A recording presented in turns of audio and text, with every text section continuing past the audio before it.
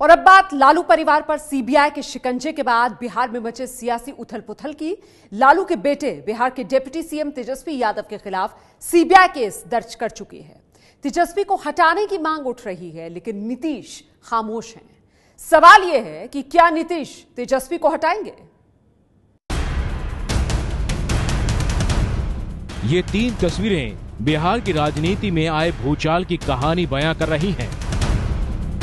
लालू परिवार पर सीबीआई के छापे और डिप्टी सीएम तेजस्वी यादव पर केस दर्ज होने के बाद विपक्ष तेजस्वी को हटाने की मांग कर रहा है। सबके मन में यही सवाल है कि क्या नीतीश तेजस्वी को मंत्रिमंडल से हटाएंगे, लेकिन नीतीश फिलहाल खामोश हैं। बिहार की सत्ता का केंद्र मुख्यमंत्री आवास एक अणे मार्ग, आज वहां सन्नाटा पसरा हुआ है, खामोश है। कल लालू यादव के घर पर सीबीआई की छापेमारी हुई, लेकिन वो खुद तो कैमरे पर आ ही नहीं रहे हैं, बल्कि उनके जितने भी प्रवक्ता हैं उनकी जुबान बंद है। आखिर क्यों?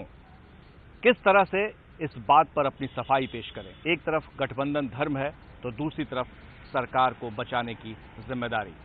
भ्रष्टाचार के खिलाफ जीरो टॉलरेंस की राजनीति करने वाले नीतीश कुमार खुद खामोश हैं। कहा जा रहा है कि उनकी तबीयत नासाज है, इसलिए वो राजगीर में हैं, दौरे पर हैं, तबीयत ठीक कर रहे हैं। नीतीश चुप हैं, लेकिन उन्हें भी पता है कि वो इस मामले में ज्यादा वक्त तक मौन नहीं रह सकते। उन्हें फैसला लेना ही होगा। सवाल ये है कि तेजस्वी का क्या होगा? क्या वो इस्तीफा देंगे? जवाब है नहीं। लालू कल ही इस सवाल का जवाब दे चुके हैं। लालू ने ये कहकर बेटे का बचाव किया कि मामला तब का है जब तेजस्वी यादव नाबालिग थे।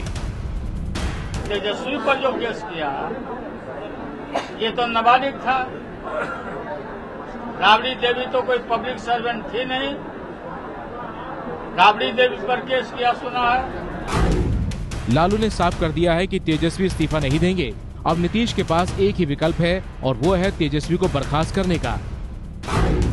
नीतीश चाहे तो अभी या चार्जशीट दाखिल होने के बाद तेजस्वी को बर्खास्त कर सकते हैं। साफ सुथरी सरकार चलाने का दावा करने वाले सुशासन बाबू नीतीश पहले ऐसी नजीर पेश कर चुके हैं। 2005 में अपनी पहली सरकार के वक्त उन्होंने भ्रष्टाचार के केस में चार्जशीट के बाद मंत्री जीतन राम मांझी से इस्तीफा ले लिया था। इसी तरह नीतीश ने मंत्री रामानंद सिंह और रामाधार सिंह की भी छुट्टी कर दी थी। रामाधार नीतीश की दूसरी सरकार में बीजेपी के कोटे से मंत्री थे। बिहार के मुख्यमंत्री श्री नीतीश कुमार लगातार चुप्पी साधे हुए हैं। उनके सारे प्रवक्ता चुप्पी साधे हुए हैं। और मैं मुख्यमंत्री जी को याद कराना चाहूंगा कि 2005 में जब हमारी सरकार बनी थी 24 नवंबर को, तो सरकार बनने के शपथ ग्रहण के 4 घंटे के भीतर श्री जीतन राम मांझी का उन्होंने इस्तीफा दे दिया था। आज जब आपके एक वरिष्ठ मंत्री जो नंबर 2 हैं, जो राज्य के उप मुख्यमंत्री, जिस उप मुख्यमंत्री को सीबीआई के एफआईआर में जिसका नाम दर्ज है, मुझे भरोसा है कि अगर वही नीतीश कुमार है जो एनडीए के साथ थे, तो निश्चित रूप से वो कार्रवाई करेंगे। नीतीश की चुप्पी पर सवाल उठ रहे हैं, लेकिन भ्रष्टाचार में फंसे मंत्रियों पर कार्रवाई के नीतीश के पुराने रिकॉर्ड को देखते हुए यही लगता है कि तेजस्वी ज्यादा से ज्यादा चार्जशीट दाखिल होने तक कुर्सी पर बने रह सकते हैं। एक बार चार्जशीट दाखिल हो गई तो फिर उन्हें नीतीश बर्खास्त कर सकते हैं। जानकारों के मुताबिक ये वक्त ज्यादा लंबा नहीं खिंचने वाला, क्योंकि सीबीआई का काम करने का तरीका ऐसा है कि वो एफआईआर दर्ज करने से पहले चार्जशीट के लायक सबूत जुटा लेती है। मतलब है कि तेजस्वी यादव की उल्टी गिनती शुरू हो गई है। और अब अगर नीतीश लालू के बेटे को बर्खास्त करते हैं और लालू समर्थन वापस ले लेते हैं, तो नीतीश की सरकार गिरनी तय है। ऐसे में सरकार बचाने के लिए नीतीश को दोबारा बीजेपी से हाथ मिलाना होगा। लेकिन क्या नीतीश ऐसा करेंगे? बिहार में विपक्ष में बैठी बीजेपी लगातार लालू यादव के परिवार पर हमला बोल रही है और जिस तरह से लालू एंड फैमिली पर सीबीआई की छापेमारी हुई है, उससे बीजेपी को लालू के छोटे बेटे और डिप्टी सीएम तेजस्वी यादव और बड़े बेटे और स्वास्थ्य मंत्री तेज प्रताप यादव के खिलाफ मोर्चा खोलने का मौका मिल गया है। बीजेपी नीतीश सरकार से आरजेडी को बाहर करने का दबाव बना रही है। नीतीश कुमार अगर लालू के दोनों बेटों को कैबिनेट से बाहर करते हैं तो लालू यादव नीतीश सरकार का साथ छोड़ सकते हैं। ऐसे में विधानसभा में नीतीश के बहुमत का आंकड़ा गड़बड़ाना तय है। आइए सबसे पहले समझते हैं कि बिहार विधानसभा के आंकड़ों का गणित क्या है। बिहार विधानसभा में सरकार बनाए रखने के लिए 122 विधायकों का साथ चाहिए।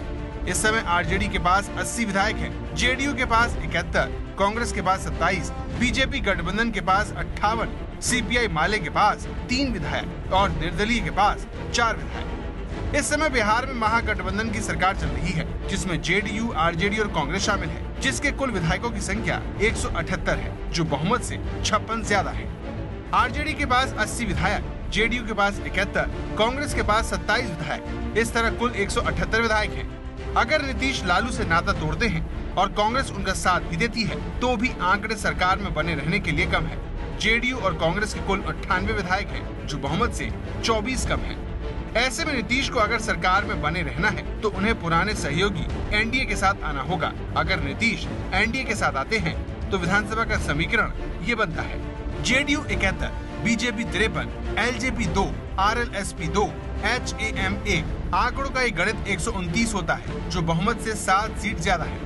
अब ये नीतीश को तय करना है कि वो लालू के साथ रहते हैं या अपना रास्ता अलग बनाते हैं। नीतीश जी के ऊपर में है कि नीतीश जी अपना सोचे कि क्या करना है, नहीं करना है, रहना है साथ में कि नहीं रहना है। इतना बड़ा चार्जेज क्या कहते हैं लग रहा है, इतनी बड़ी क्या कहते हैं सच्चाई। ये है एबीपी न्यूज, आपको रखे आगे।